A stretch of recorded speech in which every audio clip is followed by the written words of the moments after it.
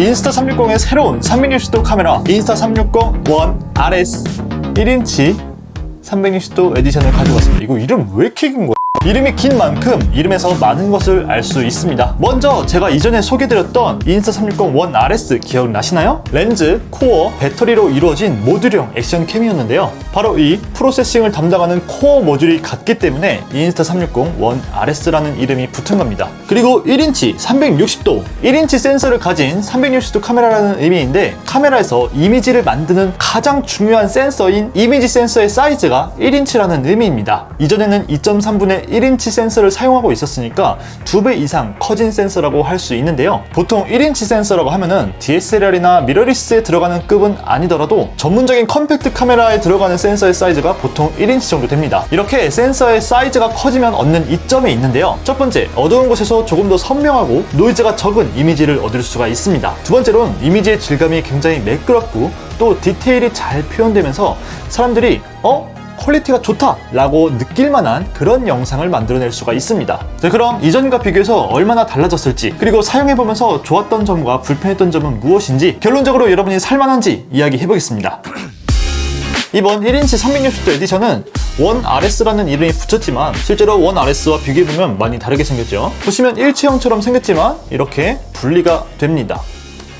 그리고 이 나머지도 분리가 가능하긴 한데 생각보다 뻑뻑해서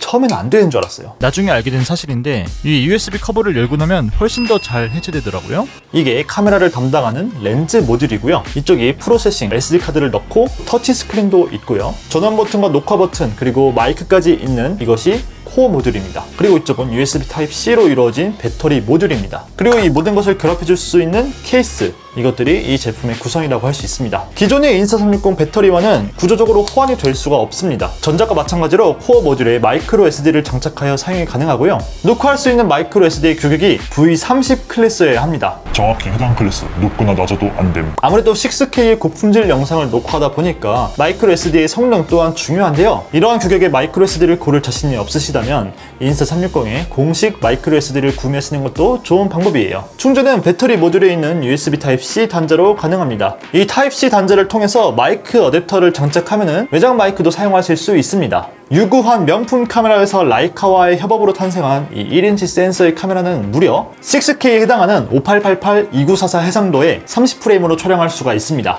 전작의 5.7K보다 조금 더 높은 수치인데요. 심지어 30프레임이 아니라 25프레임이나 24프레임을 선택하면 6144의 3072의 해상도로 촬영할 수 있으니 조금 더 퀄리티 있는 촬영이 가능합니다. 동영상 기능의 최대 프레임 레이트는 50프레임인데요. 다만 슬로우 모션을 사용하기에 50프레임은 살짝 애매한 수치이고 오히려 전작보다 낮은 해상도로 촬영된다는 것이 문제입니다. 이 부분은 좀 아쉽네요.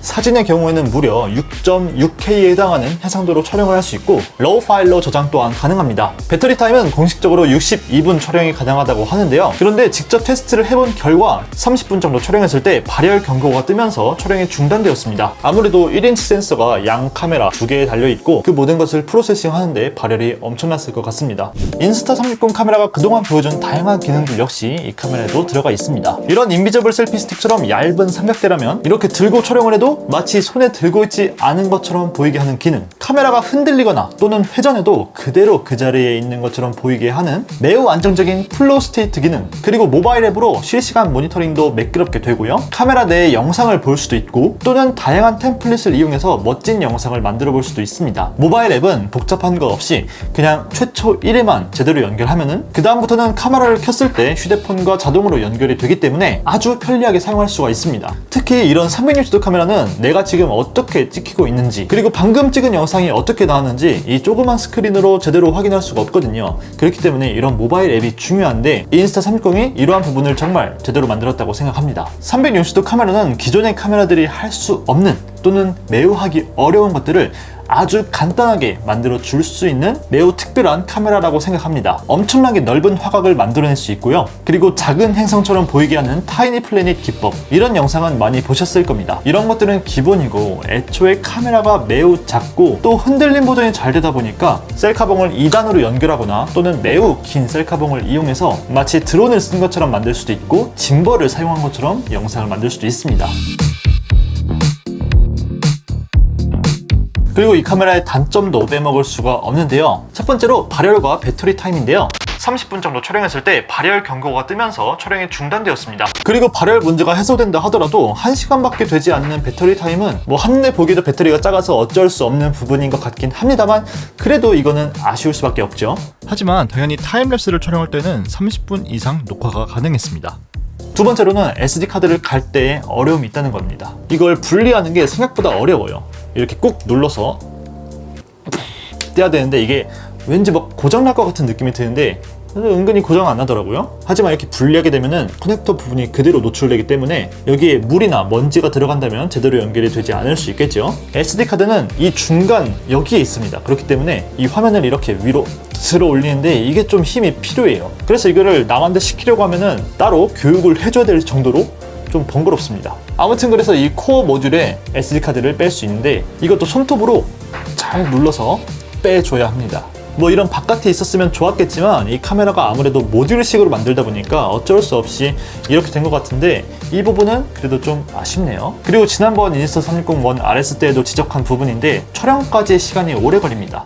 최대한 정확한 테스트를 위해서 타이머를 직접 촬영을 해서 첫 프레임에 몇 초가 뜨는지 한번 확인해 보았는데요. 대략 4.9초대로 확인이 되었습니다. 여러 번 해도 결과는 똑같았어요. 특이한 게 스튜디오에서는 9초대로 찍혔는데 이건 아마 뭐 펌웨어 문제거나 아니면 카메라 해체를 하고 다시 연결하고 이런 걸 반복하다 보니까 약간 느린 게 아닌가 생각이 되는데 아무튼 평소대로라면 5초 정도 걸린다 라고 보시면 될 것 같습니다. 그래도 뭐 빠른 속도는 아니죠. 그리고 네 번째 단점, 50프레임 슬로우 모션을 사용할 때 해상도가 전작보다 낮아서 이 점이 아쉽습니다. 그래도 3K는 좀 너무한 게 아닌가. 그리고 1인치 360도 에디션은 방수가 생활 방수 수준으로만 지원됩니다. 그래서 이렇게 물이 튀기는 것 정도는 괜찮은데 물속에 넣으면 바로 고장이 난다는 거예요. 이러한 단점들을 종합해서 봤을 때 이 카메라는 뭔가 전천으로 사용할 수 있는 정말 다용도의 그런 카메라는 아니고요. 이 카메라로 현장을 간단하게 기록하거나 뭐 그런 용도로는 문제가 없고 가장 좋은 방법은 예술적으로 영상을 만들고 싶을 때 중간에 조금 특이한 눈을 사로잡을 만한 영상을 만들어야 할 때 아니면 여행 가서 뭐 주구장창 틀고 있는 게 아니라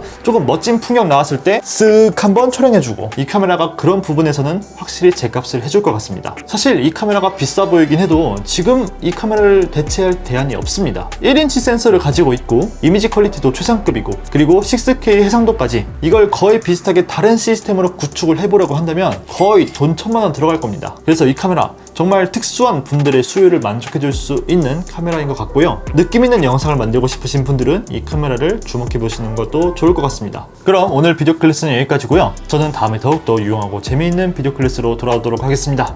그럼 하바!